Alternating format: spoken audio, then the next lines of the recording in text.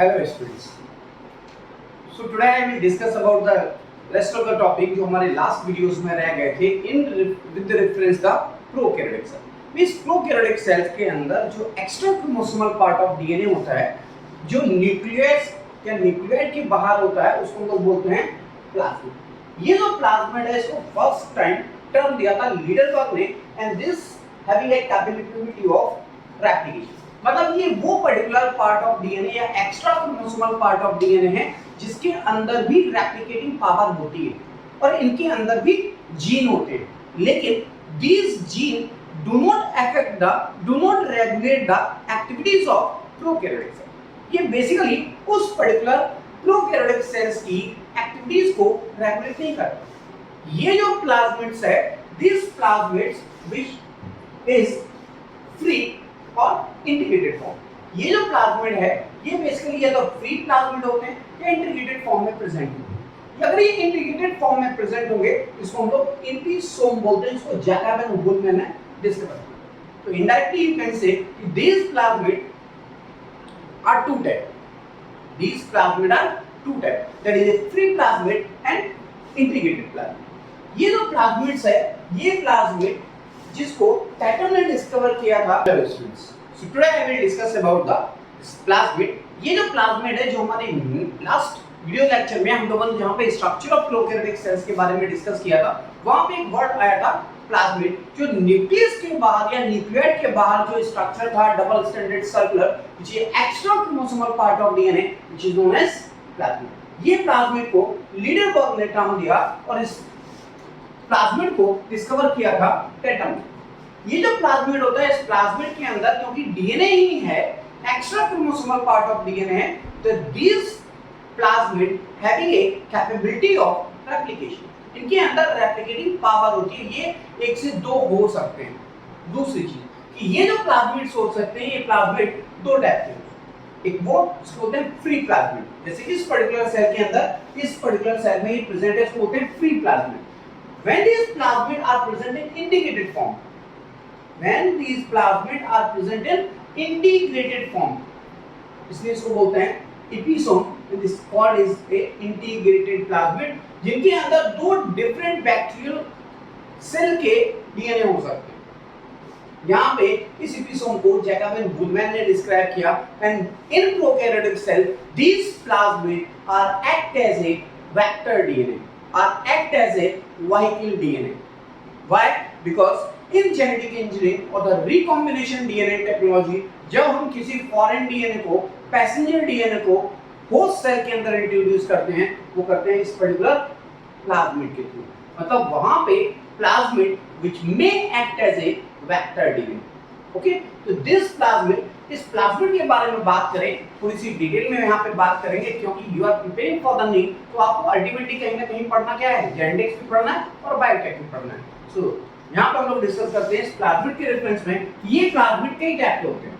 जैसे एक प्लाज्मिड है इसको बोलते हैं sex plasmid, degrading plasmid, RI plasmid, इसको रेजिस्टेंस इंड्यूसिंग प्लाज्मिड बोलते हैं. And next one is TI plasmid, इसको बोलते हैं tumour inducing plasmid. And the last one that is cold plasmid. ये डिफरेंट काइंड ऑफ प्लाज्मिड्स होते हैं जिनके बारे में कहीं ना कहीं आप इसको डिस्कस कर नहीं करना है. तो हम यहीं पर डिस्कस कर देते हैं विद द प्रोकैरियोटिक सेल. इस पर्टिकुलर सेक्स प्लाज्मिड की अगर बात करें तो इसको हम लोग फर्टिलिटी प्लाज्मिड भी बोलते हैं. और ये भी आपको पता है कि जो प्लाज्मिड्स हैं या जो प्लाज्मिड सेल के अंदर प्रेजेंट होंगे उस सेल को हम लोग बोलते हैं डोनर, उसको बोलते हैं मेल. तो ये जो सेल बनी है, सपोज ये कोई बैक्टीरियल सेल है, सपोज मान लेते हैं ये ई कोलाई है. इस ई कोलाई के अंदर अगर ये मेल सेल है तो मेल को रिप्रेजेंट करेंगे F+ because it having a plasmids. और वो सेल जिसके अंदर प्लाज्मिड एब्सेंट होगा उसको बोलते हैं रेसिपिएंट, और उसको हम लोग बोलते हैं F-, या इसको बोलते हैं फीमेल. इसको हम लोग बोलते हैं डोनर और इसको बोलते हैं रेसिपिएंट. ये जो बेसिकली सेल है इसको हम लोग क्या बोलते हैं, डोनर है, क्योंकि male is always donate. Human के केस में स्पर्म, और यहाँ पे क्या करेगा, प्लाज्मिड डोनेट करेगा. ये प्लाज्मिड जब इस पर्टिकुलर सेल को डोनेट करेगा तो इन दोनों सेल के बीच में क्या होती है, जो प्लाई है जिनको सेक्स प्लाई बोलते हैं, when these sex ply are participate in conjugation to change the conjugation tube. तो जब ये दोनों सेल्स अटैच होंगी ये कंजुगेशन ट्यूब बन जाएगी और ये कंजुगेशन ट्यूब बनने के बाद इस प्लाज्मिड के अंदर क्या होगा, रेप्लिकेशन। जब इस प्लाज्मिड के अंदर रेप्लिकेशन होगा ये अपनी जैसी कॉपीज जो बनेगी वो पर्टिकुलर इस मेल से इस फीमेल सेल के अंदर ट्रांसफर हो जाएगी through this conjugation tube. And later on within few second, कुछ सेकंड के अंदर ये conjugation tube after the transfer of the plasmid का जो पार्ट है वो जब ट्रांसफर होकर पहुंचेगा then this conjugation tube will be destroyed and in this cell this part of the plasmid can enter into form a integrated plasmid और ये integrated plasmid बन गया तो इस सेल को हम लोग क्या बोल रहे हैं F+, क्योंकि ये मेल था डोनेट करके काम खत्म हो गया, लेकिन रहेगा तो F+ ही ना, क्योंकि इसने क्या किया था, डोनेट किया। ऑल्सो हैविंग ए प्लाज्मिड, अभी भी इसके पास प्लाज्मिड है, लेकिन इस पर्टिकुलर सेल के अंदर जो प्लाज्मिड आया उसको क्या बोलते हैं, इंटीग्रेटेड प्लाज्मिड पहुंचा। और ये इंटीग्रेटेड प्लाज्मिड को इस पर्टिकुलर सेल को हम लोग बोलेंगे HFR, इसको बोलते हैं हाई फ्रीक्वेंट रिकॉम्बिनेंट सेल। इसको क्या बोलते हैं, हाई फ्रीक्वेंट रिकॉम्बिनेंट सेल। इसको मेटामेल और सुपरमेल भी बोलते हैं। तो आप ऐसे कह सकते हैं वो पर्टिकुलर प्लाज्मिड जिस सेल के अंदर होगा या प्लाज्मिड जिस सेल के अंदर होगा वो कहलाएगी मेल और जिसमें एब्सेंट होगा वो कहलाएगी फीमेल। मतलब in case of female E कॉलाई the plasmid is not present, लेकिन जिस पर्टिकुलर सेल के अंदर ये प्लाज्मिड होगा वो क्या कहलाएगा, मेल कहलाएगा या फिर मेटामेल कहलाएगा। और मेटामेल या HFR के अंदर फ्री प्लाज्मिड ना होकर के वहां क्या होगा, इंटीग्रेटेड प्लाज्मिड होगा। ये इंटीग्रेटेड प्लाज्मिड क्या है, ये जो पर्टिकुलर डीएनए प्लाज्मिड का रेप्लिकेट होकर यहां पहुंचेगा देन इस पर्टिकुलर सेल का जो डीएनए है वो इसके साथ अटैच हो जाएगा, ये बना देगा इंटीग्रेटेड प्लाज्मिड। तो अल्टीमेटली ये पहला प्लाज्मिड हुआ, इसको हम लोग बोलते हैं सेक्स प्लाज्मिड। तो सेक्स प्लाज्मिड का मतलब those plasmid which are present in cell which is called donor और male, and where it is absent which is called female. But in case of HFR the integrated plasmid is present. Okay, तो next one जिसको हम लोग बोलते हैं degrading plasmid. ये जो degrading plasmid होता है एक साइंटिस्ट है जिनका नाम है आनंद मोहन चक्रवर्ती।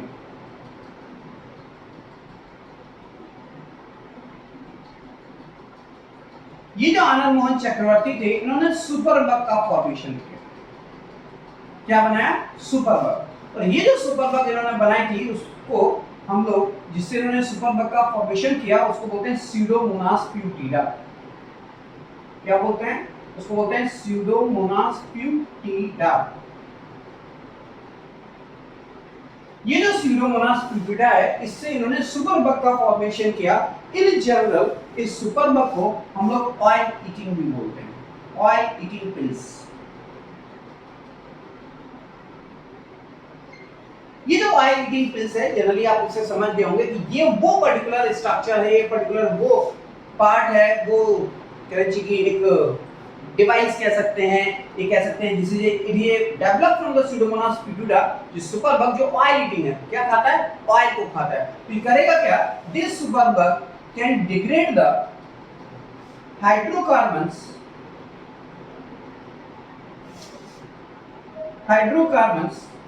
camphor into CO2 and water molecules। ये जो पर्टिकुलर डिग्रेडिंग प्लाज्मिड्स है वो डिग्रेडिंग प्लाज्मिड इस सुपरबग के अंदर प्रेजेंट होता है और वो क्या करता है, इस पर्टिकुलर हाइड्रोकार्बन को, not hydrogen that is a hydrocarbon, इस हाइड्रोकार्बन को कैम्फर को एक lots of hydrocarbon is present which may be the octane, which may be the heptane, कई सारे डिफरेंट काइंड ऑफ हाइड्रोकार्बन्स को जो ऑयल के अंदर प्रेजेंट होते हैं, जो क्रूड ऑयल में प्रेजेंट होते हैं, उनको और कैम्फर वगैरह को क्या करेगा, CO2 और H2O में ब्रेक कर देगा। तो अल्टीमेटली ये जब ब्रेक हो जाएगा तो उस जगह पे एक्वेटिक लाइफ क्या होगी, डिस्टर्ब नहीं होगी। और अगर वो नहीं हो पाया ऐसा वहां क्या होगी, एक्वेटिक लाइफ डिस्टर्ब हो जाएगी, फिशेस मरने लगती हैं। तो ये जो बेसिकली डिग्रेडिंग प्लाज्मिड है it helps in the bioremediation, कह सकते हैं हेल्पिंग बायो रेमिडिएशन। ये बायो रेमेडिएशन में हेल्प करता है, जो बेसिकली सुपर बग बनाया था आनंद चक्रवर्ती ने। ये आनंद चक्रवर्ती ने जो सुपर बग बनाया, फिर सुन लीजिए, स्यूडोमोनास प्यूडिडा की हेल्प से बनाया, और ये स्यूडोमोनास प्यूडिडा के अंदर क्या होगा, डिग्रेडिंग प्लाज्मिड होगा, और ये जो डिग्रेडिंग प्लाज्मिड होगा, उस डिग्रेडिंग प्लाज्मिड से इन्होंने क्या किया, इस पर्टिकुलर हाइड्रोकार्बन कैंपर को डिग्रेड कर दिया, किसमें, इस कार्बन डाइऑक्साइड ऑफ वाटर में। ये क्या कर रहा है, बायो रेमेडिएशन में हेल्प कर रहा है, कौन, डिग्रेडिंग प्लाज्मिड। तो ये बात हुई इस पर्टिकुलर डिग्रेडिंग प्लाज्मिड के रेफरेंस में। नेक्स्ट प्लाज्मिड के रेफरेंस में हम लोग बात करते हैं, जिसको हम लोग बोलते हैं आरआई प्लाज्मिड। ये जो आरआई प्लाज्मिड है,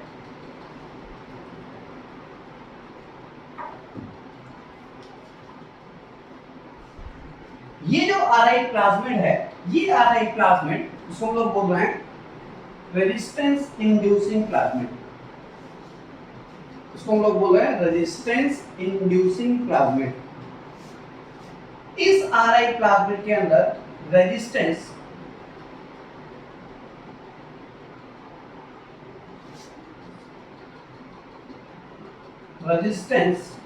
ट्रांसफर फैक्टर्स होते हैं, रेजिस्टेंस ट्रांसफर फैक्टर होता है, शॉर्ट में से आरटीएफ बोलते हैं।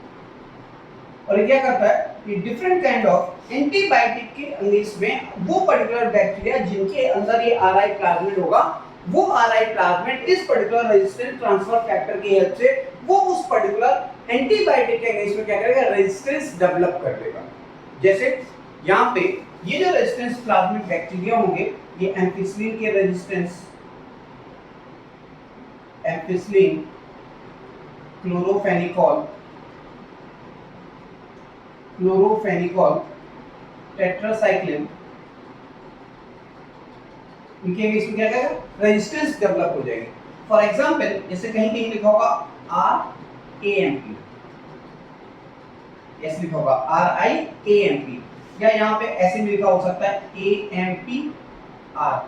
ये जो RI है, इसका मतलब है कि दिस एम्फिसिलिन रेजिस्टेंस प्लाज्मिड है उस पर्टिकुलर बैक्टीरिया के अंदर जहां पे ये है। अगर ये क्लोरोफेनिकॉल है तो ऐसे वहां लिखा होगा रेजिस्टेंट, यहां लिखा होगा chloro, that is a chloro, ये हो जाएगा क्लोरोफेनिकॉल रेजिस्टेंस प्लाज्मिड। ये जो रेजिस्टेंस प्लाज्मिड है, ये क्या होगा, ये स्पेसिफिक एक एंटीबायोटिक के अगेंस्ट में रेजिस्टेंस डेवलप करेगा। उस पर्टिकुलर एंटीबायोटिक का उस बैक्टीरिया के ऊपर कोई इफेक्ट नहीं होगा।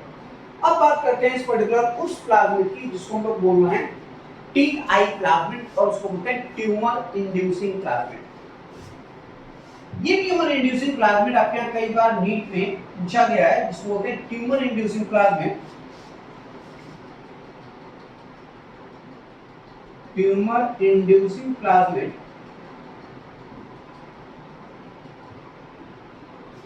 ये हमारा एक प्लांट है, और ये उसकी रूट्स हैं इस सॉइल सरफेस में अंदर।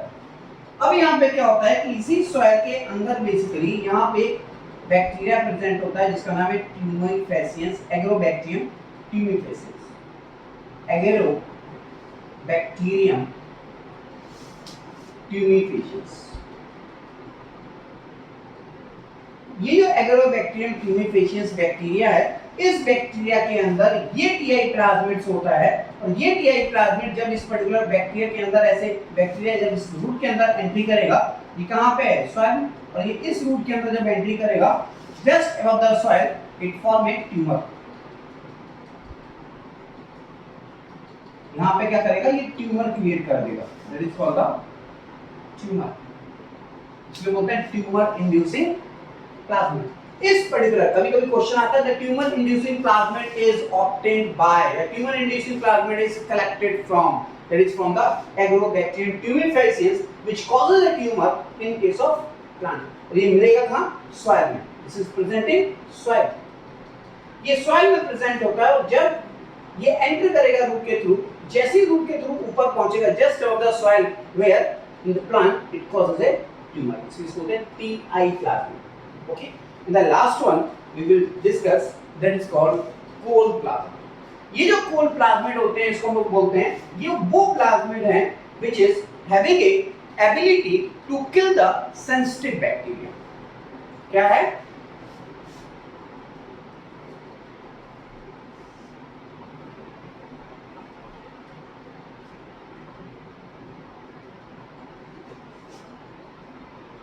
It having a ability to kill sensitive bacteria by secreting toxic substance by कॉलिसिन। ये जो कॉलिसिन है, ये टॉक्सिक सब्सटेंस है। इस सब्सटेंस से सिक्रीट करते जो सेंसिटिव बैक्टीरिया होते हैं उनको किल कर देते हैं। तो वो पर्टिकुलर बैक्टीरिया जिनके अंदर कुल प्लाज्मिड होगा वो एक पर्टिकुलर टॉक्सिक सब्सटेंस को सिक्रीट करेगा जो दूसरे सेंसिटिव बैक्टीरिया को क्या कर देगा? किल कर देगा। So this is the complete information about the plasmid. तो आई थिंक अगर अब आपसे कोई पूछेगा व्हाट इज प्लाज्मिड, तो सबसे पहले तो आप उसको डिफाइन कर दीजिए कि these plasmid are extra chromosomal part of DNA। दूसरी चीज कि ये डीएनए आ गया तो इसका मतलब है कि it having a capability of replication. दूसरी चीज कि इनके अंदर भी जीन होते होंगे और ये जो जीन होते हैं ये कभी भी उस पर्टिकुलर प्रोकैरियोटिक सेल के स्ट्रक्चर को या उसकी मेटाबॉलिक को रेगुलेट नहीं करते। नेक्स्ट इंट्रोडक्शन की अगर बात करें तो इसको लीडरबर्ग ने टर्म दिया और टेटम ने इसे डिस्कवर किया। ये जो प्लाज्मिड है या तो ये फ्री फॉर्म में होगा या इंटीग्रेटेड फॉर्म में। अगर ये प्लाज्मिड किसी मेल सेल के अंदर है तो उसको बोलेंगे डोनर। अगर ये प्लाज्मिड किसी सेल के अंदर है उस पर्टिकुलर सेल को मेल पार्ट बोलेंगे, डोनर बोलते हैं। और जिसके अंदर ये प्लाज्मिड एब्सेंट होता है उसको रेसिपिएंट या फीमेल सेल बोलते हैं। वो पर्टिकुलर सेल जिनके अंदर इंटीग्रेटेड फॉर्म में ये प्लाज्मिड प्रेजेंट होगा उसको एचएफआर या उसको मेटामेल, सुपरमेल या उसको हाई फ्रीक्वेंट रिकॉम्बिनेंट सेल बोलते हैं। दूसरी चीज डिग्रेडेड प्लाज्मिड का मतलब हुआ जो डिग्रेड करता और डिग्रेड करेगा क्या? ऑयल को। और ऑयल में होते क्या हैं? हाइड्रोकार्बन्स, कैम्फर, उन सबको डिग्रेड कर देगा CO2 और वाटर मॉलिक्यूल्स में with the help of this plasmid. और ये प्लाज्मिड किसने डिस्कवर किया था? एनेंदो मोहन चक्रवर्ती ने इसको यूटिलाइज किया किसमें? To make the superbug. और सुपरबग है क्या? ऑयल ईटिंग पिल्स है एक तरीके की। आपने इसको स्प्रेड कर दिया सी सरफेस पे जहां पे गलती से टैंक किया वहां का जो वेल है ऑयल वेल वो ब्रेक कर गया। तो वो टैंक जब स्प्रेड हो गया वहां पे ऑयल, इसको भी तो खत्म करना है। अगर वो ऑयल स्प्रेड हो गया और उसको फिनिश नहीं किया वहां एक्वेटिक लाइफ डिस्टर्ब होगी। तो वहां पे क्या करते हैं? सुपरबग स्प्रेड कर देते हैं। ओके, वो जो सुपरबग है which is obtained from pseudomonas putilus. Next है आरआई प्लाज्मिड, इसको कहते हैं रेजिस्टेंस इंड्यूसिंग प्लाज्मिड। ये पर्टिकुलर प्लाज्मिड जिस पर्टिकुलर ये जो प्लाज्मिड है जिस पर्टिकुलर एंटीबायोटिक के अगेंस्ट में रेजिस्टेंस डेवलप कर लेगा और उस पर्टिकुलर प्लाज्मिड को जिस सेल में इंट्रोड्यूस कर देगी वो बैक्टीरियल सेल कैसी होगी? उस एंटीबायोटिक के अगेंस्ट में रेजिस्टेंस पावर डेवलप करेगी। ओके, और ये होता किसकी वजह से? उसको हम बोलते हैं आरटीएफ, जिसको बोलते हैं रेजिस्टेंस ट्रांसफर फैक्टर। नेक्स्ट है इसको बोलते हैं टीआई प्लाज्मिड। अभी लिखा था TI plasmid, that is tumour inducing plasmid which is obtained from agrobacterium tumefaciens which are present in the soil and which causes a tumor.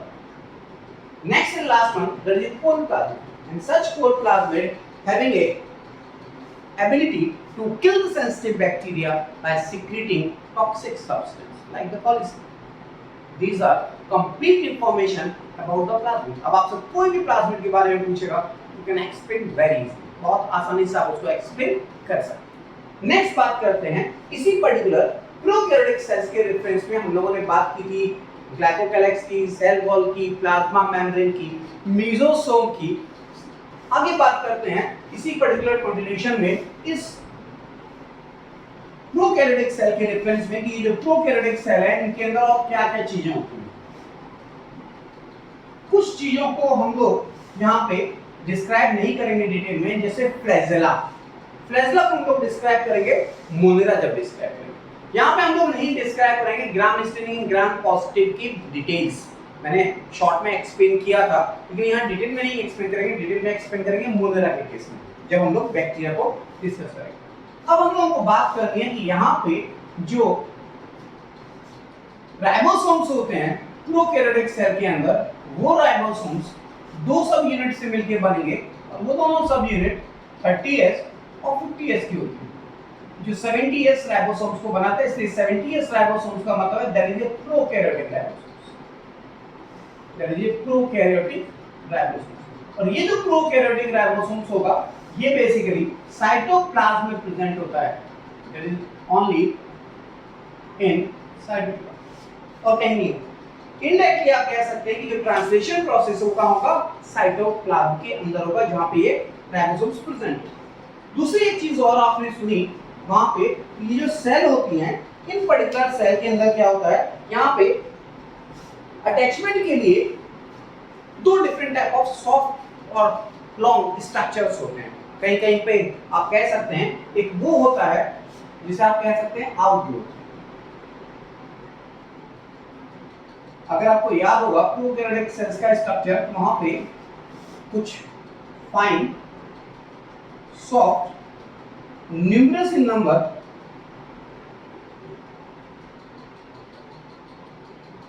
अगर ये प्रोकैरियोटिक सेल है कुछ ऐसे स्ट्रक्चर्स बनाए थे,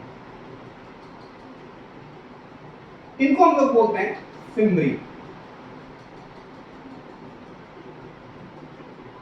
इनको हम लोग क्या बोलते हैं, इनको बोलते हैं फिम्बरी। इस फिम्बरी के नंबर एक सेल के अंदर 300 to 400 तक हो सकते हैं। इनके नंबर्स यहाँ पे 300 to 400 तक हो सकते हैं। दूसरा इनके साथ एक और स्ट्रक्चर्स बनाया था, जब ये स्ट्रक्चर्स थोड़े से बड़े होंगे, अगर आपको याद होगा तो मैंने कुछ स्ट्रक्चर्स में अभी इसके जस्ट पहले ये स्ट्रक्चर ऐसे बनाया। ये जो स्ट्रक्चर्स है इसको हम लोग बोलते हैं दिस इज ए प्लाई।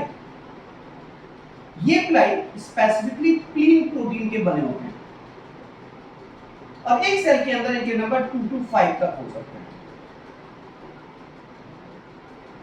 ये मेनली अटैचमेंट के अलावा बिसाइड दीज या beside attachment have to form conjugation tube। ये अटैचमेंट के अलावा क्या करते हैं, कॉन्जुगेशन ट्यूब के फॉर्मेशन में भी हेल्प करते हैं। ठीक, तो ये तो बात हुई इस आउटग्रोथ के रेफरेंस में। इस पर्टिकुलर सेल के अंदर, प्रोकैरियोटिक सेल के अंदर फिम्बरी भी हो सकती है और पिलाई भी हो सकती है। डिफरेंस इतना है कि फिम्बरी शॉर्ट होती है, सॉफ्ट होती है और न्यूमरस इन नंबर होती है, जबकि ये जो पिलाई होती है ये थोड़ी सी थिक होती है और लॉन्ग होती है। ये थिक एंड लॉन्ग पिलाई प्लेन प्रोटीन के बने हुए जिनके नंबर 2 to 5 इन नंबर्स हो। ये तो बात है इस आउटग्रोथ के रेफरेंस में। द नेक्स्ट पॉइंट कि जो प्रोकैरियोटिक सेल्स होते हैं उनके मूवमेंट के लिए, अगर वो प्रोकैरियोटिक सेल्स मूव करती हैं, मूव किसके हेल्प से करेंगी, वो मूव करेंगी फ्लैजेला की। अब यहां कह सकते हैं कि फॉर मूवमेंट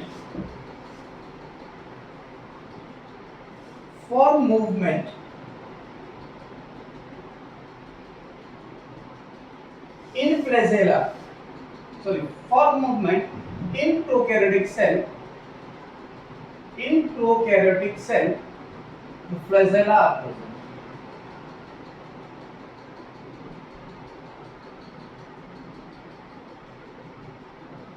ये फ्लैजेला इस फ्लाई के कंपैरेटिवली लंबे होते हैं, फ्लामेंट होता है। क्या अगर यहाँ पे छोटी सी बात करें, केवल छोटी सी बात, क्योंकि डिटेल में नहीं बात करेंगे, क्योंकि अगर हम डिटेल में बात करेंगे तो gram positive gram negative bacteria के अंदर जो फ्लैजेला के स्ट्रक्चर्स हैं दोनों में थोड़े से डिफरेंस है, स्ट्रक्चरली बोथ आर डिफरेंट। क्योंकि कॉमन अगर बात करें तो फ्लैजेला में तीन चीजें होती हैं केवल, एक वो जिसे बोलते हैं बेस, दूसरा हुक और तीसरा filament.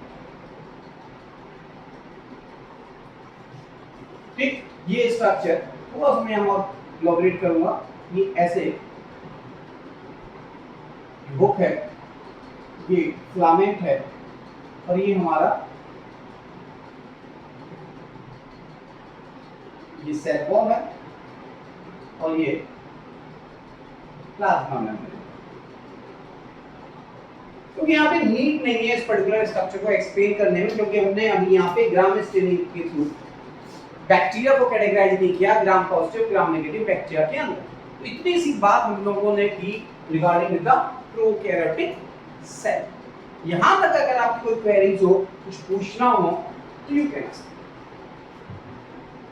Otherwise next video lectures में we will discuss about the eukaryotic cell के रेफरेंस में हम लोग बात करेंगे and the entire cell and the cell organelles के बारे में डिटेल में वहां पे डिस्कस करेंगे नेक्स्ट कमिंग वीडियो के अंदर। Okay, thank you so much.